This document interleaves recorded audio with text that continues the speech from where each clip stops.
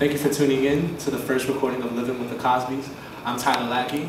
We're going to go down the line and introduce the panel today. Good evening, everybody. My name is Umez-Eronini, hallmark of the Kappa chapter of Kappa Psi-Living Incorporated.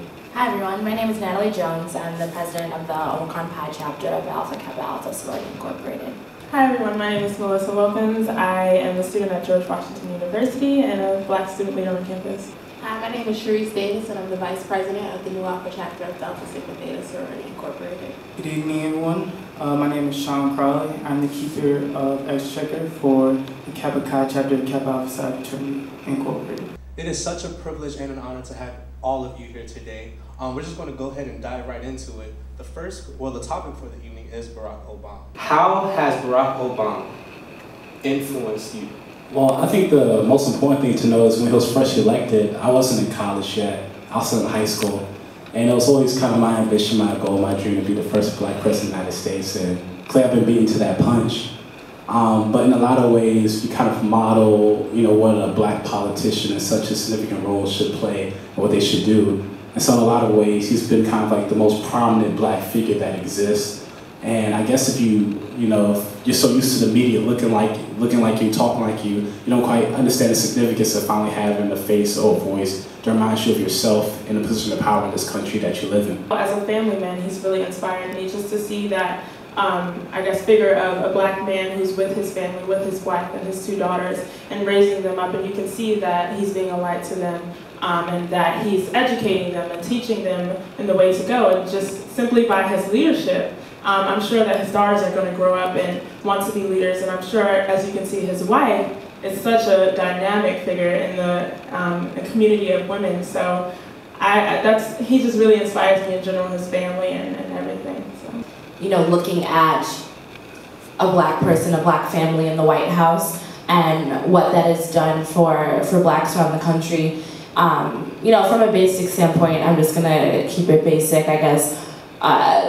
Being able to have those people in the White House to be able to look up to, but I think it's important to see what it's done for what people consider our post-racial society, which still, people will argue that that's necessarily the case, but I would say that, at least from a basic standpoint, he's done a lot just as far as bridging the gap between races in the country. To people my age that are coming up and looking to help their communities and looking to help Black people, not even just Black people, but people in America who are struggling and who are working hard and who have these certain set of core values that they really hold to themselves. And I think Barack Obama embodies what a lot of people cherish and what a lot of people represent. I know for most kids who grow up in single-parent homes, they don't really see males in the family picture. And as I have, seeing Barack Obama as a family man and as a dad, it really inspired me to, I want to become a better man, a better Black man, a better family man. And it also shows, America that, Black men, we're not always, we're not always on the news for negative reasons. In 2008, Barack Obama had 95% of the Black vote. 95%. Today, Mitt Romney has only 5% of Black backing, which most people are arguing is only because of his recent endorsement that he had with Nicki Minaj that actually promoted his ideas and arrest. Has Barack Obama done enough today in our communities to actually get him reelected? I feel like, maybe some would argue that he hasn't done enough, but I mean, there's no way that he won't get the majority of the Black vote. So I guess that's a little bit less of an issue. I feel like what he's done for the communities, there's a lot going on in the country right now from a domestic standpoint, but also from a global standpoint. And you could pinpoint a lot of things that he hasn't necessarily focused on due to what he probably considers bigger issues. If you look at the global housing crisis that occurred with subprime mortgages, well, subprime mortgages have been a fact of the hood since the hood existed. And so, the problems that America as a whole that Barack Obama was forced to address are nothing new for Black people. And I think moving into the future, African Americans are still facing the same problems, tokenism, a lack of general access to services, to opportunities in the United States.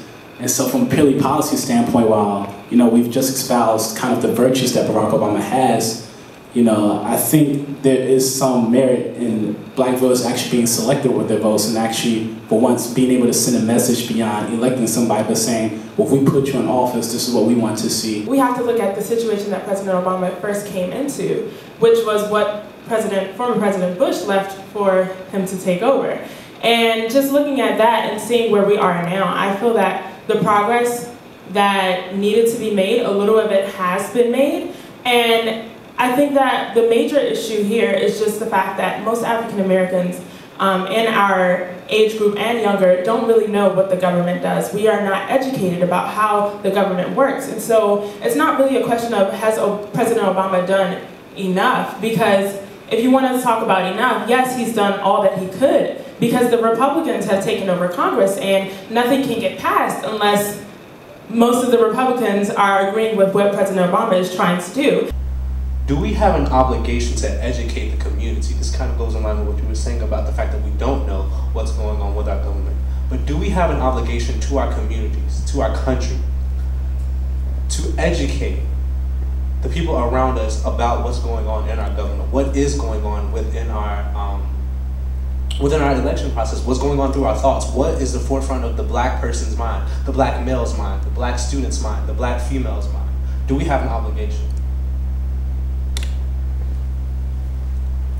Really, it comes down to being critical of anything that you hear in the media. You know, the media is a business, and a lot of what people say in the media, whether you're listening to news reports, reading news articles, isn't necessarily the most factual. So I think it really comes down to looking at everything critically and being able to look at both sides. I feel like that is a little bit of a problem when you aren't educated about one side, but also when you aren't educated about both sides. Just even, you know, I was reading articles today just talking about former President Clinton's speech and how he was really pushing the whole idea of the fact that President Obama, with the budget cuts and, you know, cutting the defense budget, which what he wants to do would cut, you know, $4 trillion or something like that, when basically with measures that are already in place and the fact that the Bush-era tax cuts are going to run out within the next year, so that money was already planning to be saved anyway. So it's kind of like talking about when you're planning to keep a car for 10 years and you talk about the money that you're going to save next year when you never were planning to buy a new car in the first place. So I feel like, you know, there's a lot to be said about looking at different things with the critical.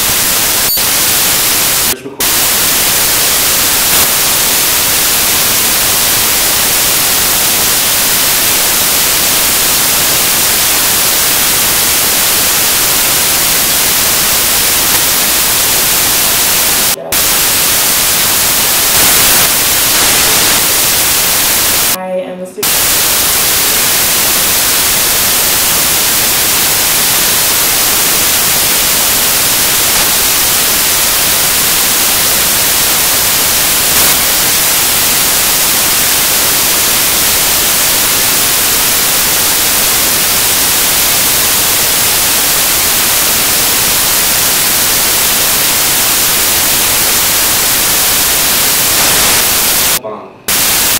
Influence you.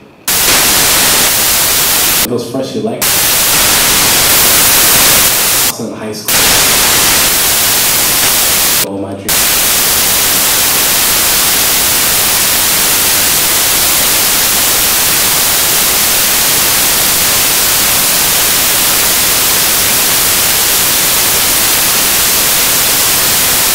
Exist, and I guess it's looking like.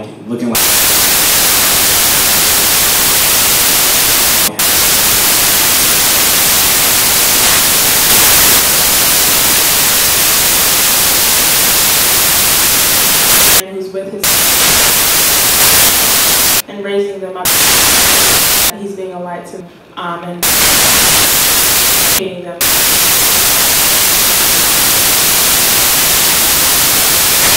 Grow up and want to be leaders. His wife.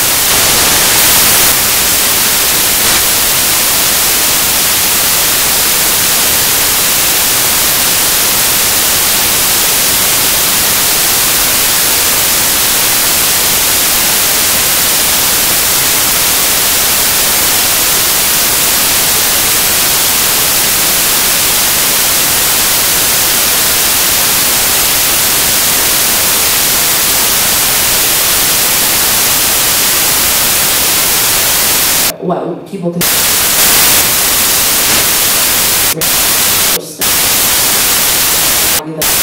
case. I would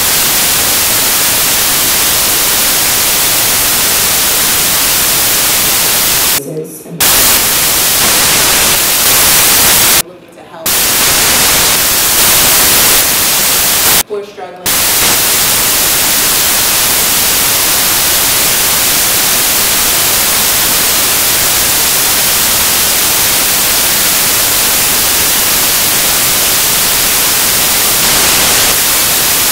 See males in the family picture, like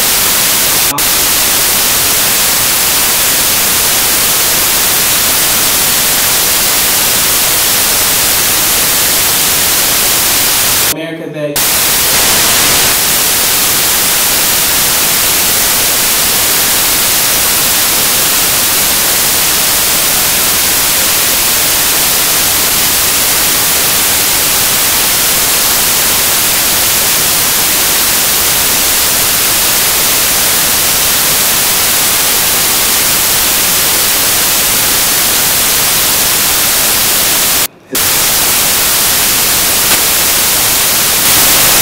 in our community. I feel like argue that I've done enough. No way.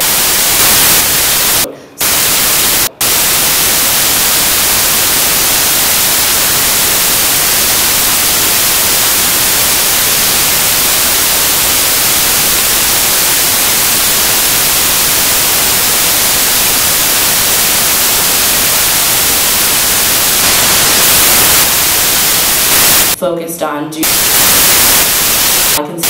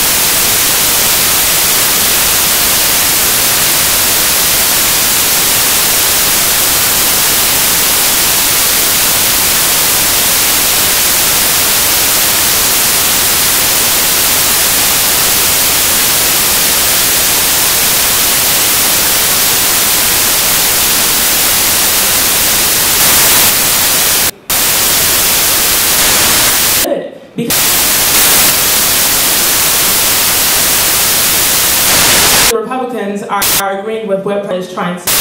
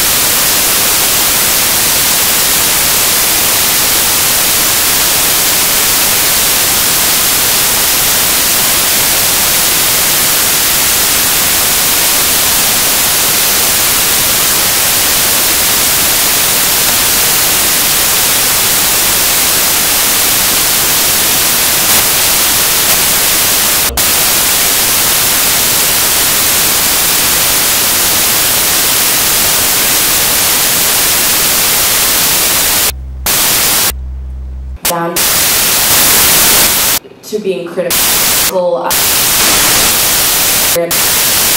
media is a business, and a lot of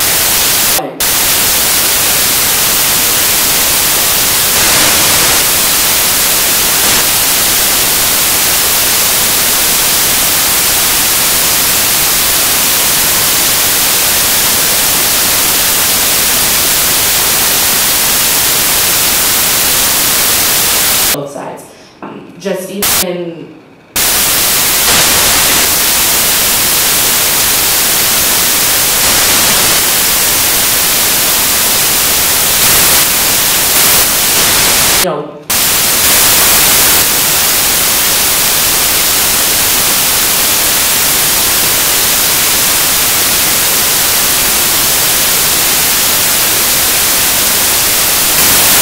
so that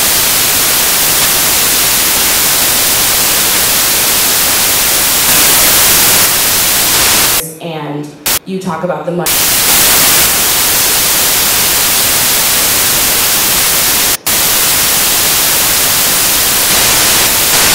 Looking at different things with the critical. Thank you for tuning in with the Cosbys. My name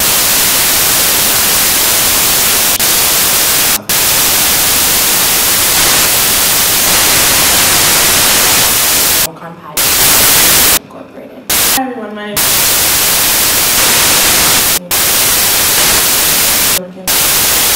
Hi, my name is Incorporated. Good evening. My name is Sean Crowley. I'm Chief Exchequer for Kappa Psi-Living.